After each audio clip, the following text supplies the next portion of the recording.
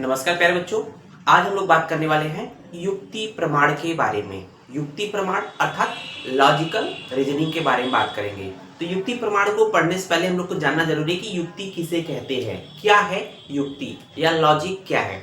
अगर इसको हम लोग बहुत ही आसान भाषा में समझना चाहें तो ऐसा समझ सकते हैं कि जैसे कोई भी आपका काम किसी सरकारी दफ्तर में हो, ऑफिस में हो या प्राइवेट दफ्तर में, ऑफिस में हो, अगर वो काम आपका अटका हुआ है, रुका हुआ नहीं हो रहा है, तो आप क्या करते हो कि कोई एक जुगाड़ लगाते हो। जुगाड़ मतलब जो भी जिस कर्मचारी से, जिस वर्कर से आपका काम होना है ऑफिस में, उसका उसका किसी व्यक्ति से लिंक लगाते हो कि या उससे सोर्स लगाते हो जिससे उसका काम हो जाता है। तो आप उससे मिलते हो, बताते हो कि मैं उसका नोन हूँ, रिश्तेदार हूँ, जिससे आप, तो फिर वो कहता है अच्छा काम हो जाएगा। इसका मतलब आपने सिंपल बोल भाषा के में आपने कुछ लॉजिक लगाया, तर्क लगाया कि कोई उसका नोन होगा, ऑटोमेटिक उसका आपका काम हो जाएगा, अपना समझ के काम तुरंत कर देगा। तो यही है युक्ति, है ना, मतलब जुगाड़ तरीका, है ना। ऐसा कौन सा जुगाड़ तरीका जिसको हम लोग युक्ति के नाम से जान रहे हैं। तो यहाँ पर देख रहे होंगे कि आयुर्वेद में अगर जब बात करते हैं युक्ति के बारे में, तो युक्ति जो शब्द का सर्वप्रथम वर्णन या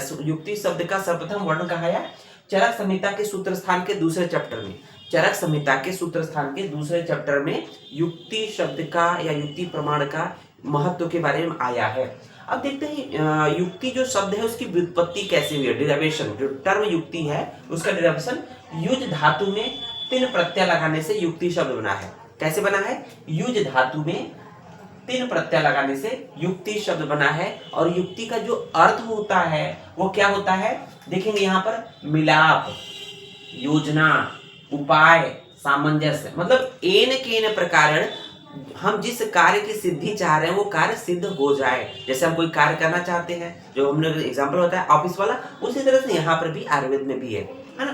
तो देखेंगे लक्षण की बात करते हैं, युक्ति के लक्षण क्या होता है, युक्ति के लक्षण क्या होते हैं। तो देखेंगे युक्तिश योजना या तो युज्यते, है ना। पहला जो आपके सामने लक्षण है इसको याद कर लीजिएगा, युक्तिश योजना या तो युज्यते। तो ये एक थोड़ा सा डिफरेंट कर लीजिएगा, ये थोड़ा सा डिफरेंट है, ठीक है ना। युक्तिश योजना तो युज्यते अर्थात युक्ति को योजना भी कहते हैं। क्या कहते हैं? युक्ति को योजना भी कहते हैं। कहते हैं किसी काम को करना है तो एक प्रॉपर प्लानिंग, प्रॉपर स्कीम बनाते हैं जिसकी वजह से उस काम को कर सके इजीली।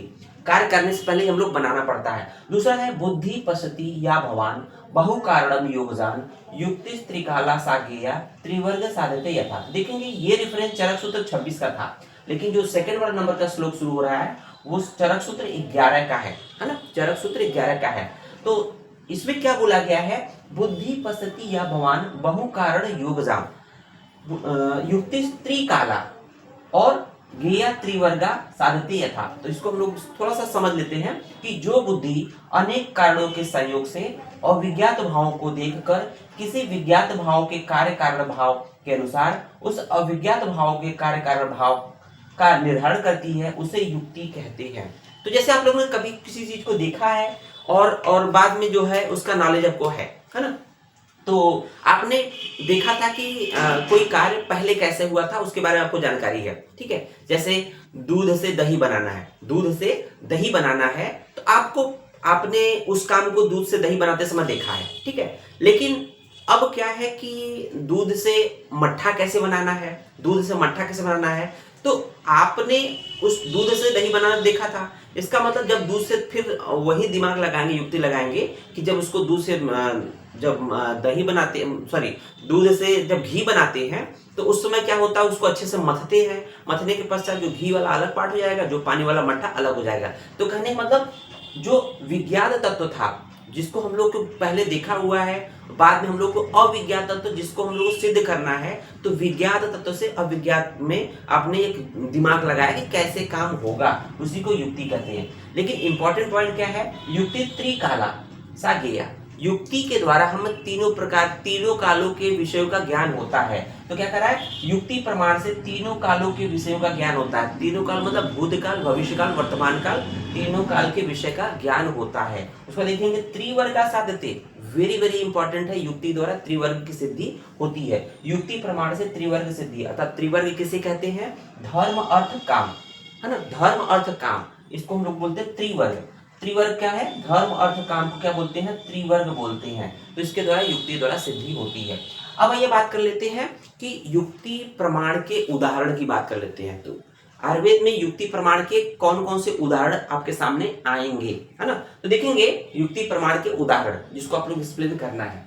तो जल, कर्षण, बीज ऋतु संयोगात, सस्य संभव है।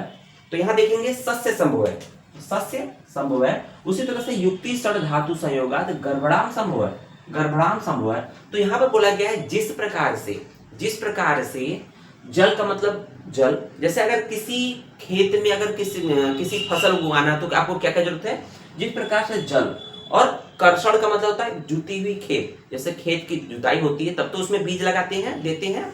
तो जल मतलब जल हो गया पानी, कर्षण मतलब जुता हुआ खेत जो अच्छी तरह से मिट्टी मतलब की जुताई हुई हो। और फिर बीज और ऋतु मतलब पर्टिकुलर, जैसे गेहूं का सीजन है तो इस समय धान के बाद जो है अब गेहूं लगेंगे, तो उस पहले जल पानी भरते हैं, फिर उसकी जुताई करते हैं, फिर उसमें बीज डालेंगे, फिर पर्टिकुलर जो ऋतु है उसमें इसका जब प्रॉपर चारों का संयोग हुआ तब सस्य संभव है। तब उसमें सस्य मतलब घास फूस या फसल, है ना?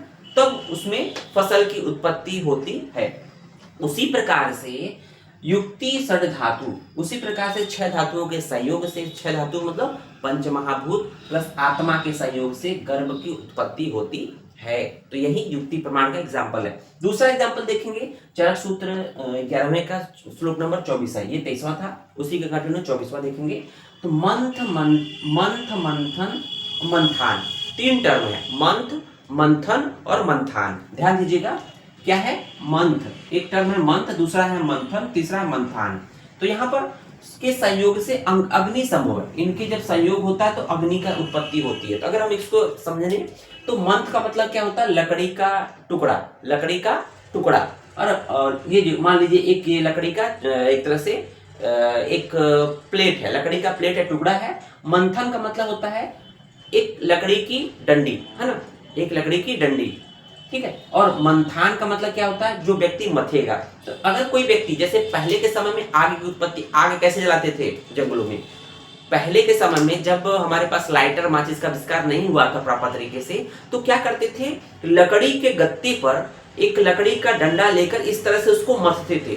तो जो लकड़ी का गत्ता होता था, प्लेट होता था, उसको हम लोग क्या बोलते हैं? मंथ बोलते थे।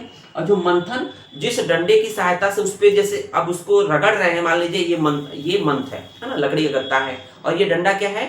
मंथन है। डंडा क्या है? मंथन है। तो इसकी सहायता से जब हम कोई व्यक्ति, मतलब मैं अगर इसको मथ रहा हूं, इसका मतलब मैं क्या हूं? मंथान हूं, मथने वाला, मतलब ठीक है। इससे क्या होगा? घर्षण उत्पन्न होगा। जब घर्षण उत्पन्न होगा तो ऑटोमेटिक देखेंगे कुछ समय बाद धुआं उत्पन्न होगा, आग लग जाएगी। तो वही कह रहा है जिस प्रकार से मंथ मंथन और मंथान के सहयोग से अग्नि की उत्पत्ति होती है, उसी प्रकार से युक्ति युक्ता चतुष्पाद संपद व्याधि वनवाड़ी, उसी प्रकार से कि जो चतुष्पाद के संपद रहने पर, चतुष्पाद मतलब क्या जानते रहे होंगे कि वैद्य, रोगी, औषध और परिचारक, इन चारों के सही हो रहने से जिस प्रकार, उसी प्रकार से व्याधि का भी नाश हो जाता है। तो यही युक्ति है।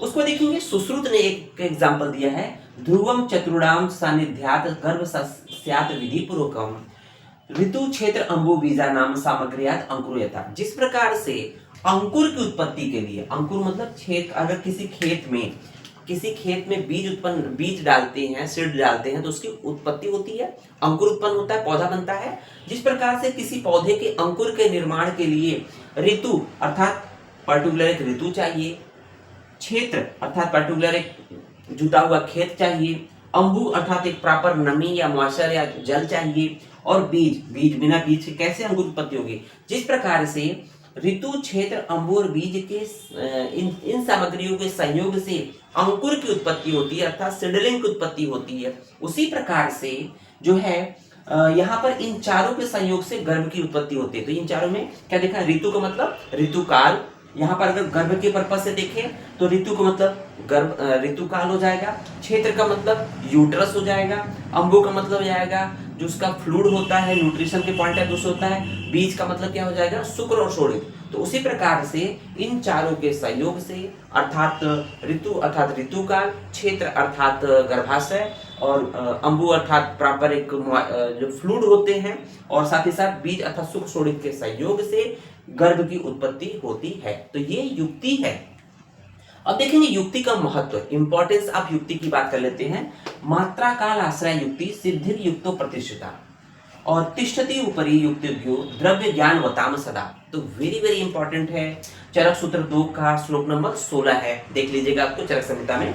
देखेंगे किसी भी औषधि की जो युक्ति होती है, किसी भी औषधि की युक्ति मात्रा और काल पर निर्भर करती है। जैसे मान लीजिए कोई औषधि किसी बीमारी में देना है, तो कितनी मात्रा और किस काल में देना है वो ज्यादा मायने रखता है ना। जैसे बुखार आया है, तो बुखार आया है तो बुखार की कितनी मात्रा, मतलब बुखार में जो अगर देखा जाए टेबलेट पैरासिटामॉल यूज करते हैं, तो पैरासिटामॉल की कितनी मात्रा और कितने समय पे देना है, कब देना है, ये ज्यादा मायने रखता है कि बुखार ठीक होगा कि नहीं होगा। तो ये कह रहा है कि किसी भी औषधि की सिद्धि, मतलब किसी बीमारी में औषधि की सिद्धि मात्रा और काल पर निर्भर करती है। और जो युक्ति होती है, वो जो सिद्धि होती है किसी भी औषधि की सिद्धि, वो किस पर निर्भर करती है, युक्ति पर निर्भर करती है। उसी तो देखेंगे, इस बार देखेंगे तिष्ठति ऊपरी युक्तिभ्यो। अब उसके बाद कहा है कि जो युक्तिज्ञो, युक्ति को जानने वाला जो व्यक्ति होता है वो ऊपर होता है, श्रेष्ठ होता है। किसकी तुलना में, द्रव्य ज्ञान वताम सदा, द्रव्य के ज्ञान को, औषधि के ज्ञान को जानने वाले व्यक्ति की तुलना में युक्ति को जानने वाले व्यक्ति श्रेष्ठ होता है। कैसे समझ में आएगा, जैसे मान लीजिए दो बच्चे हैं राम और श्याम। राम को क्या होता है, राम को मान लीजिए त्रिफला के बारे में पता है, त्रिफला के बारे में पढ़ा कि हरित विविध की अम्ल की होती है, त्रिफला की ये गुण है, लेकिन उसको ये नहीं पता है कि इसका प्रयोग कहाँ करना है, ठीक है ना। लेकिन श्याम क्या है, उसको त्रिफला के बारे में ज्यादा नहीं पता, कि बस जानता है कि त्रिफला है, उसके गुणों के बारे में नहीं पता है, लेकिन वो जानता है कि इस औषधि का प्रयोग इस रोग में करते हैं। तो यही कह रहा है कि जो व्यक्ति युक्ति को जानता है वो श्रेष्ठ होता है, किसकी कंपैरिजन में, जो व्यक्ति द्रव्य औषधि को जानता है। तो इस तरह से हम लोगों ने युक्ति का ये जो चैप्टर कंप्लीट किया। उम्मीद है आपको वीडियो पसंद आया होगा। धन्यवाद।